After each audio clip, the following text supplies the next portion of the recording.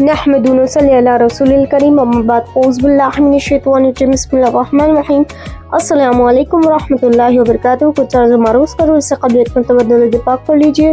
अल्लाहुम्मा सल्लि अला सय्यिदिना शफ़ीना हबीबिना नबियना मौलाना मुहम्मदिन मारिफ सल्लल्लाहु अलैहि या रसूलल्लाह सल्लल्लाहु तआला अलैहि वसल्लम। हदीस शरीफ।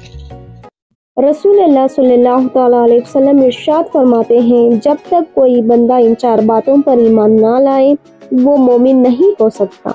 पहला, इस बात की गवाही दें कि अल्लाह के अलावा कोई इबादत के लायक नहीं। दूसरा, इसको भी गवाही दें कि मैं अल्लाह का रसूल हूँ, इसने मुझे हक़ के साथ भेजा है। तीसरा, मरने और फिर दोबारा जिंदा होने का यकीन रखें।